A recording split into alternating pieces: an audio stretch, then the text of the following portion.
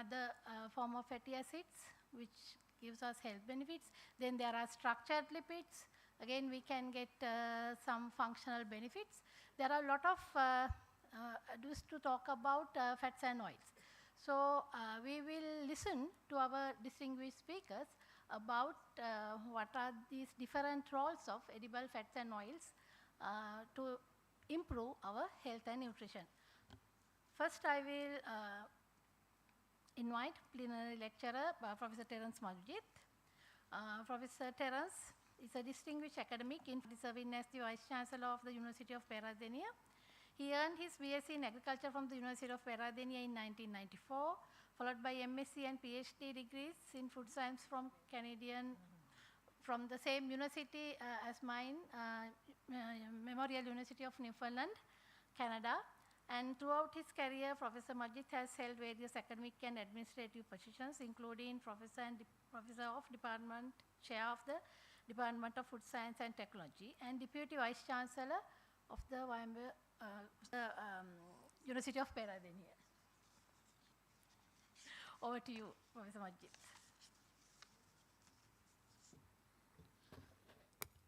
Good afternoon, everyone. Thank you, Professor Anuma Chandrasekhara.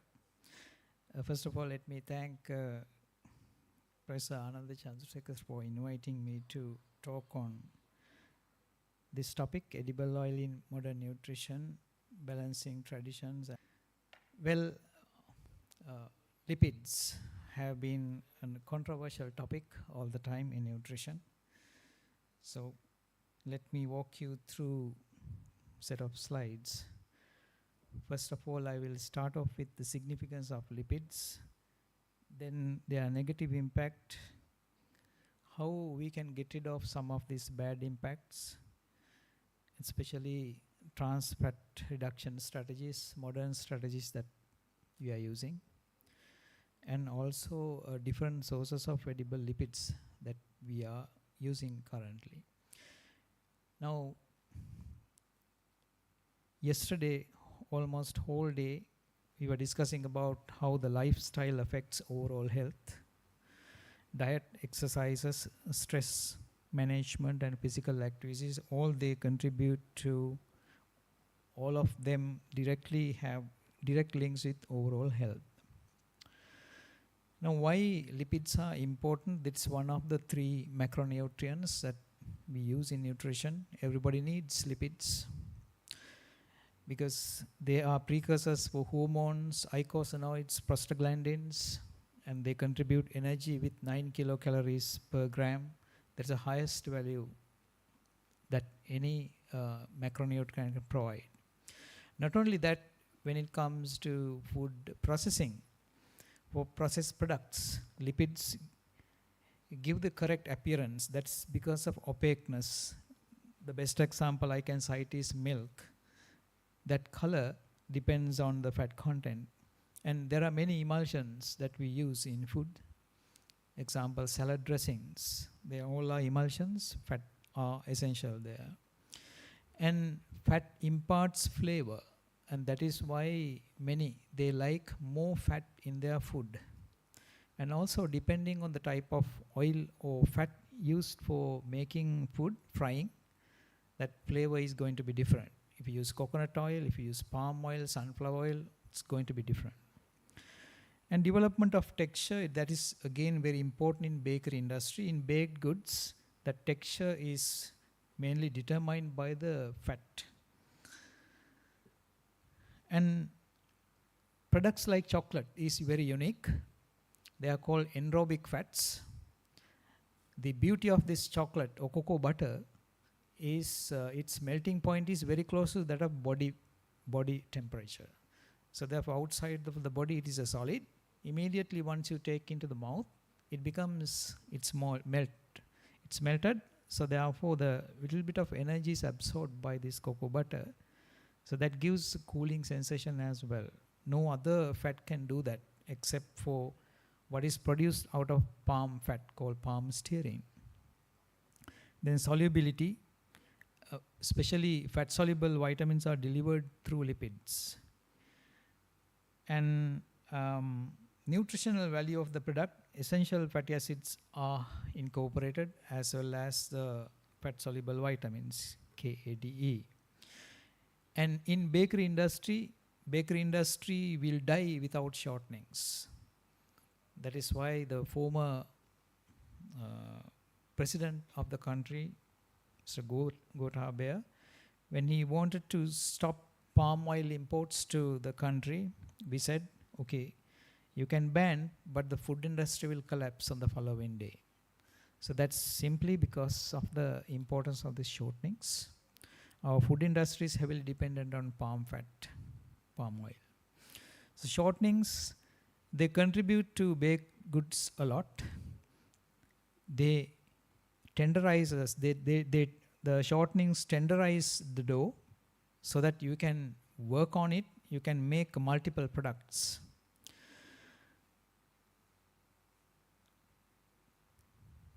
These are some of the shortenings that are commonly used in the world.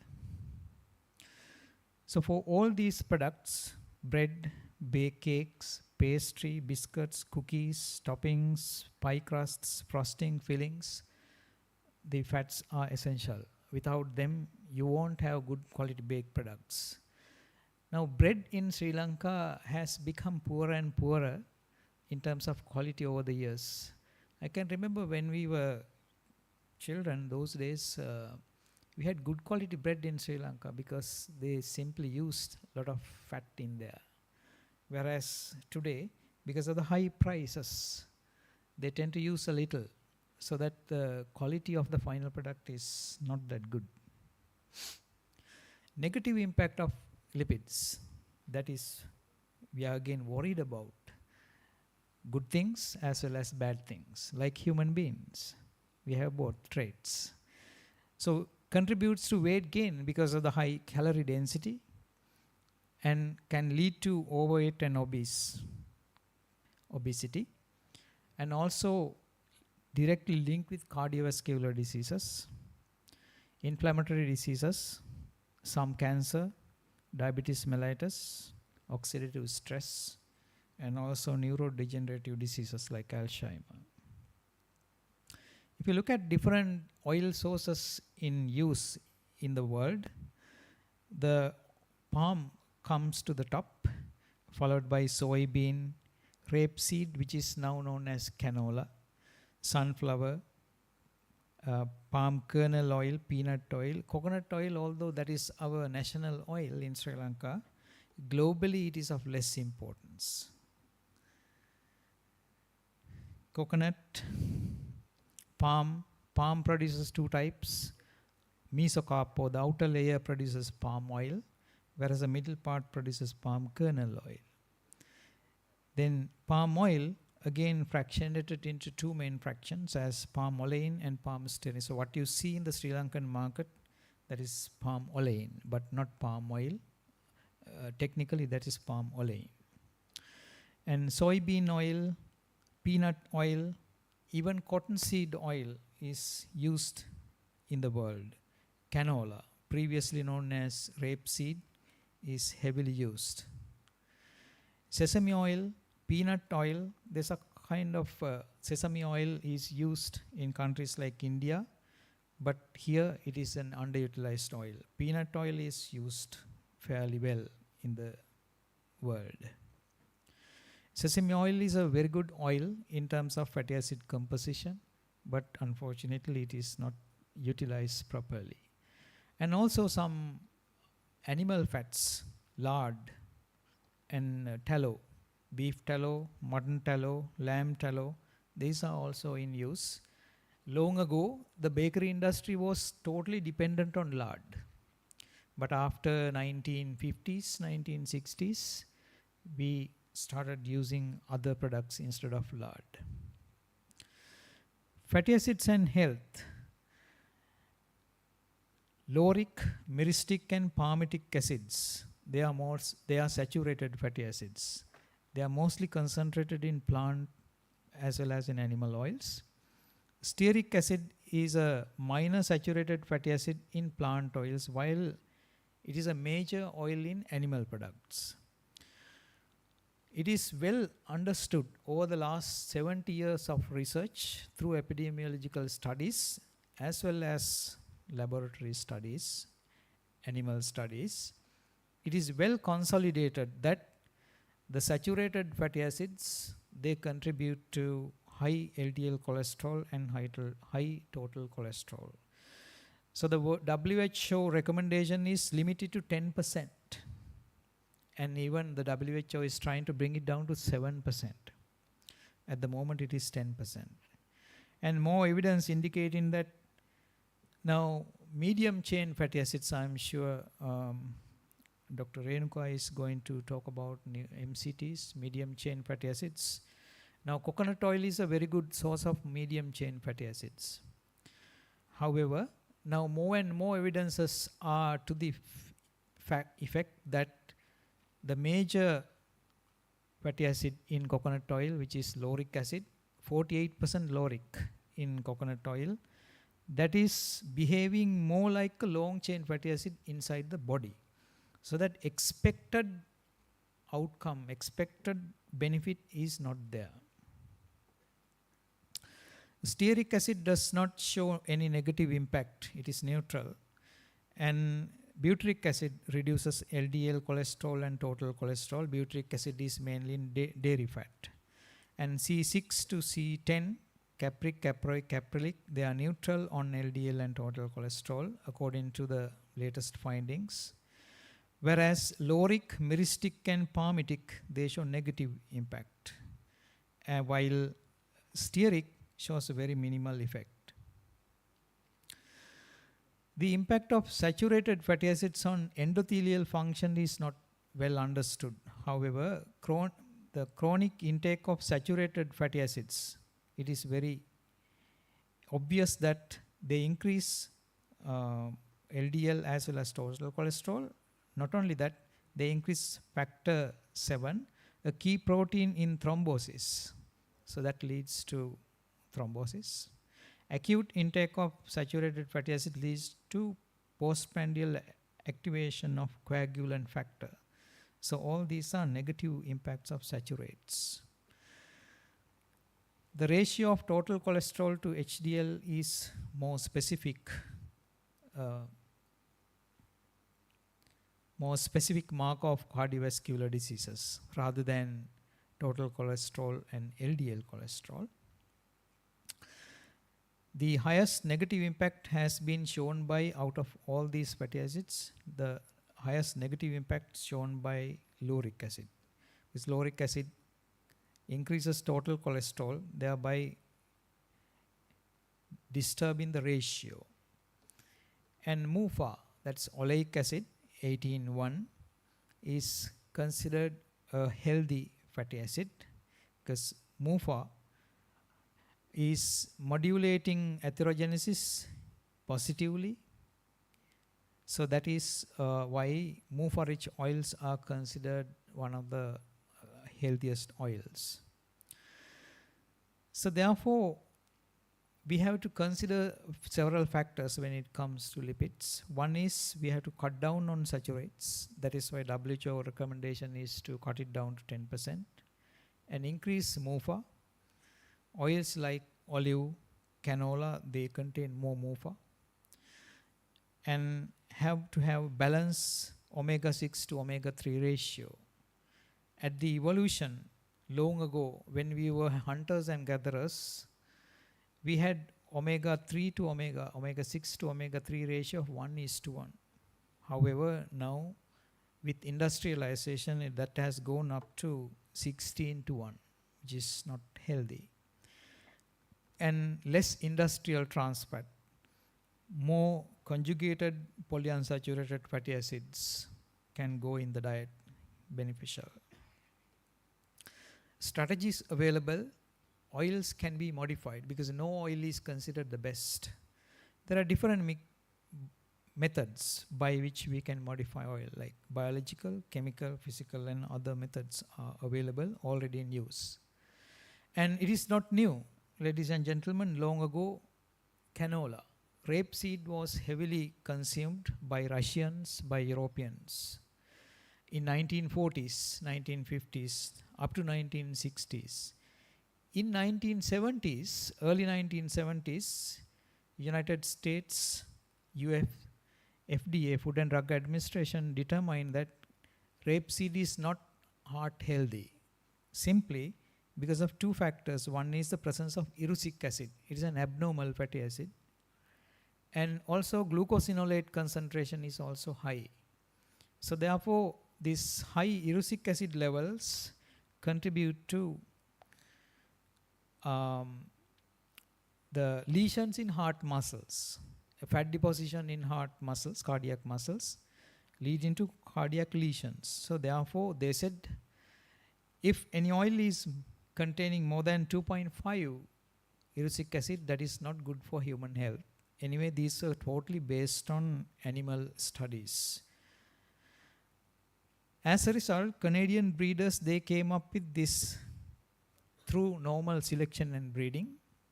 They produced a new variety of rapeseed, which was called canola. Canola was a brand name those days, which has fallen into a generic name now.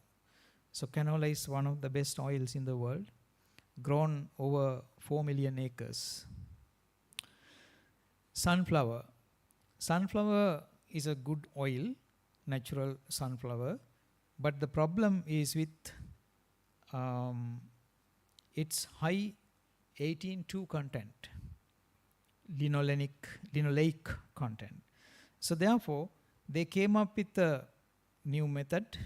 They modified biologically to produce high oleic sunflower oil. You can see at the very top, the regular sunflower oil contains high amount of 18.2 linoleic, but this high oleic sunflower, it is reversed. Oleic content has gone up to 82%, and the linoleic content has gone down to 9%. So that way, sunflower has been modified. And also safflower, which is quite equivalent to sunflower in the same family, was also modified. So high oleic sunflower that contains more than 80% oleic acid, which is totally against the natural one. So this is a totally modified one. They come under different brand names like Nssl. So these are some examples for naturally modified oils. They are already available in the international market, not found in Sri Lankan market though. There are other methods of modification. Modification by, see these omega-3 fatty acid rich eggs are available in the local market. And this, in the rumen of the animal, the fatty acids, some of the fatty acids are converted to CLA, conjugated linoleic acid, which is beneficial. It's one of the CPUFA. And this CPUFA or CLA is one good example, is highly anti-carcinogenic properties. So therefore, CLA is one of the buzzwords in nutrition. Now the CLA preparations are already available in the market. So these good fatty acids can be incorporated into oils. That is through interesterification. Interesterification is again not a new technique, but it has evolved up to this level. Previously chemical interesterification was done, but now there are enzymatic interesterification, by which we can modify the fatty acid composition. We chop the triacylglycerol, separate out the fatty acids, and they are allowed to rejoin in the way we want. So if we don't like, say, if we don't like P, we can remove P, and instead we can bring in CLA or any other fatty acid that we want to be. So this interesterification can be used for different purposes. We can remove saturates, we can incorporate MCFAs, we can incorporate CPUFA, etc. And also they can be used to produce fat replacers like salatrim. Olestra, these are already in use, proprietary items. And these are some of the examples for intesterified products already available in the market. They deliver less calories, so fat content is less. Trans fat reduction strategies, finally. Now, this data is little old, about 5 years old, and still the situation is the same. In many countries, the people, it is estimated that about 4 billion people are at the risk of developing cardiovascular diseases due to less stringent efforts on cutting down trans fats. So trans fats should be eliminated from our food. So these are the strategies that we can make use of. Fairly new strategy, oleogelate, work in collaboration with an Australian university. We can prepare oleogels. Later, we have tried a number of different gelators like beeswax. So oil is entrapped in the solid form. So it is like a solid, but liquid oil is inside. So 3D network is prepared. So there are different mechanisms by which these oleogels are prepared. This is a very promising technique currently in use. It is brand new technology. There are different oleogelation methods, 2 main methods, direct and indirect, depending on what type of gelator is used. So different gelator tried, polymers, these oleogelators or structurants can be used to make oil fat. In addition, there are novel hydrogenation techniques, because regular partial hydrogenation is really damaging, that generates trans fat. Example, supercritical carbon dioxide hydrogenation, partial hydrogenation of oils with coal plasma technology, and electrocatalytic hydrogenation. They are not damaging, they don't produce trans fat. So in summary, lipids play an important role in diet. No edible oil can be considered the best. They don't have any best properties. Negative impact of lipids can be minimized. Reduction of trans fats and reduction of saturated fats and increasing monounsaturated fatty acids and polyunsaturated fatty acids, and also the use of fat replacers can serve as alternatives. The use of intesterification to produce healthy fats, healthy lipids is also very important. Thereby we can reduce the negative impact. Thank you very much. Thank you very much, Professor. My time allocated to you. And our audience may have several questions, but we will ask all the questions at the end of speeches of all 3 speakers. And our next speaker, Dr. Renuka Jayatissa. She's going to talk about navigating the nutritional landscape of edible fats and oils, benefits, risks, and practical insights. And Dr. Jayatissa is currently Vice Chancellor and Head, Faculty of Food and Nutrition at International Institute of Health Sciences, Multivarsity. She is a specialist in community medicine, public health nutrition, and clinical nutrition. She has worked as the head of the Department of Nutrition, Medical Research Institute in the Ministry of Health, and as a nutrition specialist in UNICEF. Currently, she is also working as the South Asia Regional Coordinator of Iodine Global Network. She is the current President of Association of SARC Foods in Sri Lanka. And she was the founder president of Sri Lanka Medical Nutrition Association, and she is one of our past presidents in the Nutrition Society of Sri Lanka. Over to you, Dr. Renuka. Thank you, Professor Anoma, for your kind introduction. And first of all, I would like to thank Professor President of the Nutrition Society, and as well as all council and all the members. And ladies and gentlemen, my topic is bit of the kind of very vast and I am in between two major speakers. So I thought I will start with why we are really concerned about this fact. First thing is now in Sri Lanka, I think you have been really discussing this all these last 2 days, I mean from yesterday and today. The main the NCDs and then what are the cause of death and disabilities, what is happening in Sri Lanka as well as globally. Now all these things are very concern for us, like in Sri Lanka the diabetes prevalence as well as heart disease prevalence and everything is going up, and you know that we have an enormous issue with NCDs. Though we have the lot of programs are ongoing, still the NCDs are not under control and it is every day it is going up. So with that we have to really look at what are the kind of risk factors that we are having, especially diet is one of the critical risk factor.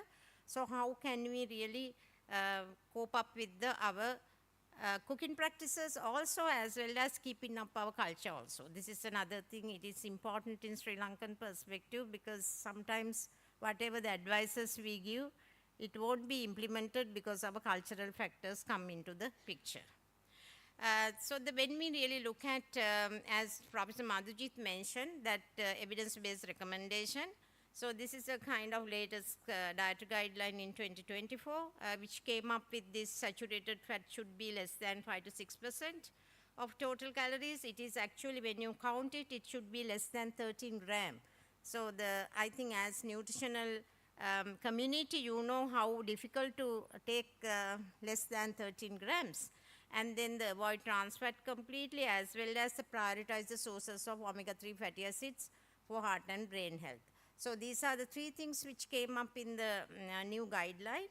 And with that, when we look at in Sri Lankan perspective, we are consuming coconut oil as our major fat. And in addition to that, we have our pulsambal as well as our coconut milk also on top of that. So what are the kind of health benefits which claims came up in the world about the coconut oil? Because when Professor Madhujit showed you the consumption of coconut oil, how less in the world.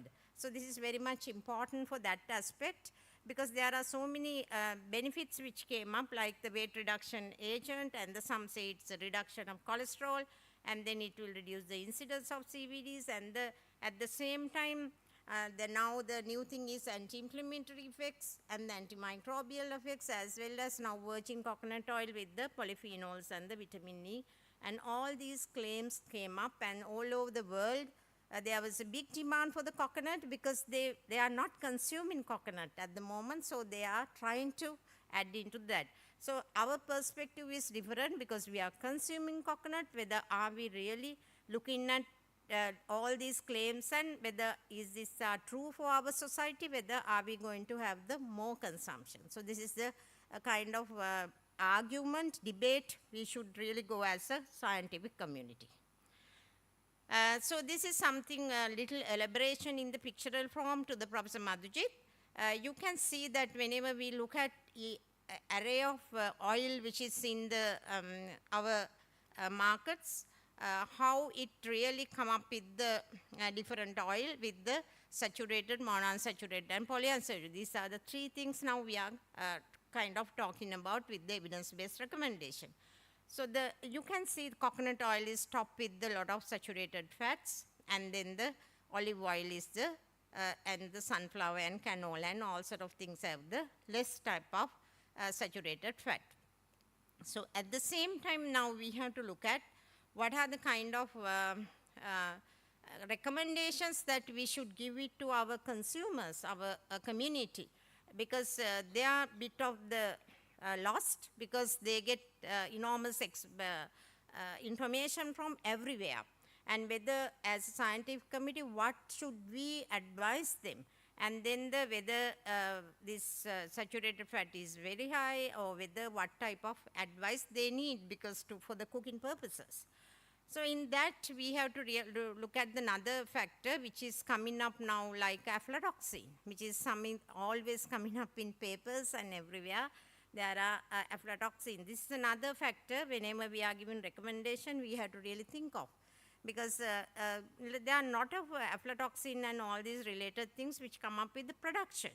Because Sri Lanka is a temperate country and they have the rainy seasons and the production always involved with the lot of issues. And because some people, they do the home production of oil with the use in the coconut milk, and then copra, which is especially the sun-dried, even at home setting, people do at the milling centers, and the RBD coconut oil and the reuse oil. All these aspects we have to really think about as a scientific committee, which one we have to really recommend and what are the pros and cons of all these things. And then it comes to the palm oil controversy, because as Professor Madhujit mentioned, palm oil is especially, this is when we really look at the unrefined and the red palm oil, because which retain a lot of antioxidant. But at the same time, it is not kind of partially hydrogenation, and it does not really much give the trans fat, as well as it is something like the main issue which came up as environmental harm. Because it is true, because if you are deforesting and growing palm oil. But in Sri Lankan setting, what happened was there was a non-economical, rubber plantations. So they have to make it economical. So then these rubber plantations were converted to the palm oil. So whether this deforestation and economic and climate change, whether it is really applicable to us, this is what we have to see. These contexts are different now. When we look at kind of Indonesia and Malaysia, there was huge deforestation went on with the palm thing. But whether it is happening in Sri Lanka, or whether is there someone has to regulate and control all these things. So these are the other controversies we have to really look at. Then the next one, I was just wanted to little bit highlight about rice and wheat bran oil. Because this is a missed opportunity that Sri Lanka has. We have over 10,000 rice mills in Sri Lanka, and so many rice brands are coming out with that. At the same time, we have this wheat, and all this wheat is imported, and the wheat bran is also again exported. So whether are we really using this wheat and rice bran oil? So these are the byproducts of this wheat and rice milling. At the same time, it has a very good balance of monosaturated and the polyunsaturated fats. At the same time, it is a very good antioxidant, and it has the vitamin E as well as oryzanol in the rice and the lignin in wheat. So there are with the studies which mention that it really reduces LDL cholesterol, as well as it has anti-inflammatory and antioxidant properties. And they are the natural flavor, and it has also the high smoke point, because which is very important.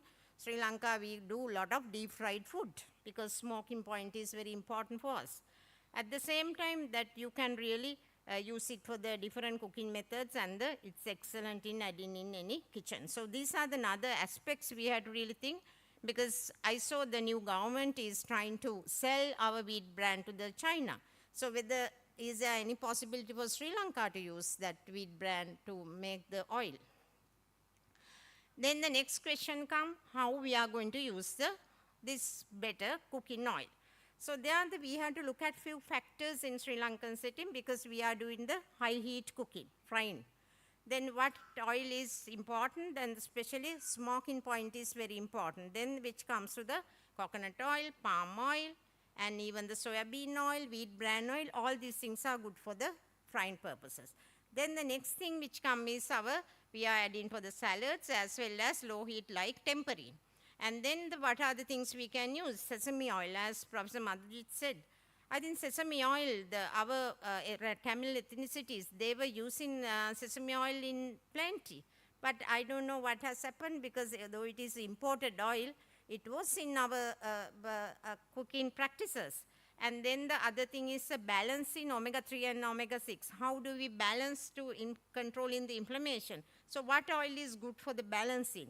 And then the other thing is, the main thing is we should cook with variety, not only one oil. Taking only coconut oil, I think this is not the best way, we are going to do. And the other thing is controlling portions. So these are the things we have to always look in at as a nutrition scientific committee, we have to think about all these things whenever we are getting the advices to the policymakers as well as for our consumers.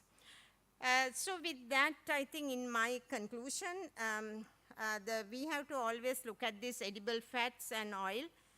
All of us know those are very essential in our life in the balanced diet, as well as all the health impacts depend on the type and the amount that you consume. This is very important.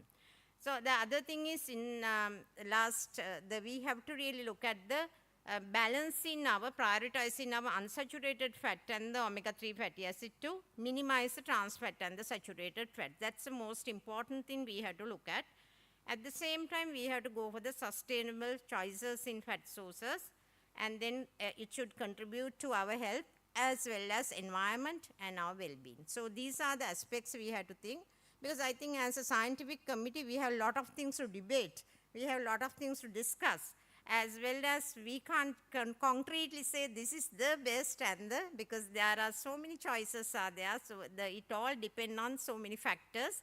So this is one of the good topics to debate and discuss, and then finally to select what type of best solutions for Sri Lankans. Thank you.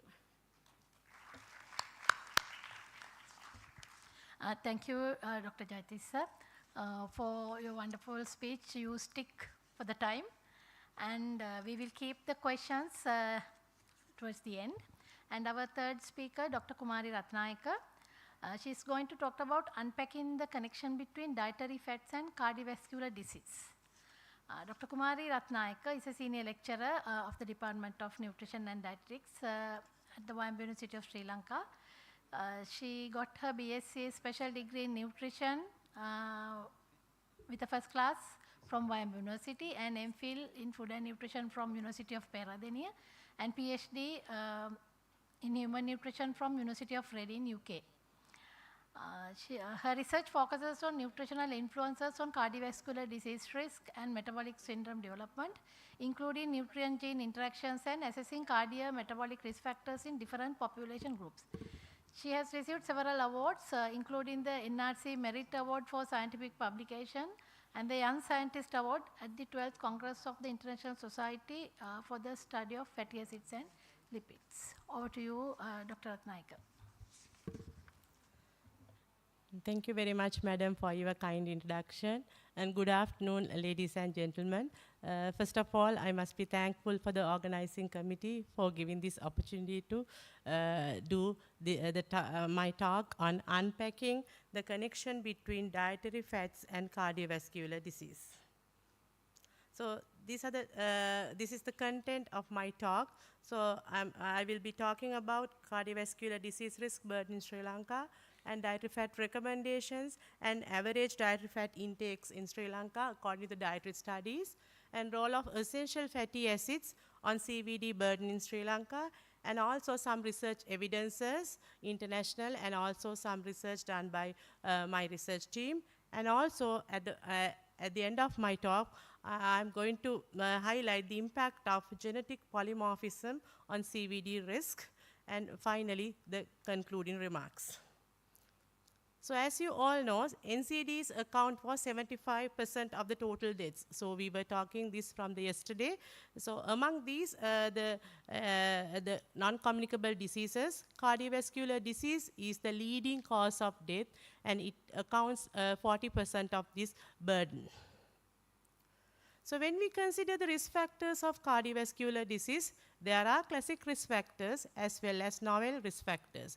So as you all know, the classic risk factors are the hypercholesterolemia, low HDL, high LDL cholesterol, unhealthy diet, hypertension, cigarette smoking, diabetes mellitus, obesity, and also age, gender, and the family history of having non-communicable diseases or the cardiovascular diseases. So novel risk factors, so there are, I have listed here, I'm not going to read it out. So when it comes to the classic risk factors, we have done lots of research to find the association between these factors and cardiovascular disease risk. So novel risk factors, have we done enough research for these novel risk factors. So when it comes to the Sri Lankan scenario. So when we consider the dietary recommendations for the cardiovascular disease, as you know, the total fat, the recommendations, the 30 to 33% of the total energy, saturated fat less than 10%, and according to that Dr. Renuka Jayatissa mentioned, so the very new, the recommendation is 5 to 6% from the total fat, and polyunsaturated fat we can go up to 10%, and monounsaturated there is no specific recommendations, and trans fat should be less than 1%. So we need to look at about the average dietary intakes of the Sri Lankan countries. There are, so I'm going to show you a few studies done in 2001. According to that, our total, the carbohydrate, the percentage of energy from carbohydrate is, was about 63, and fat 25%. And according to the 2003 study, the same findings, you could see the fat, the 25%, the energy comes from the fat, followed by 65% from the carbohydrate. So this is the very recent study done by the MPhil student, Ms. Dilki. So she found that, so this again the same, 63% of the energy comes from the carbohydrate, and also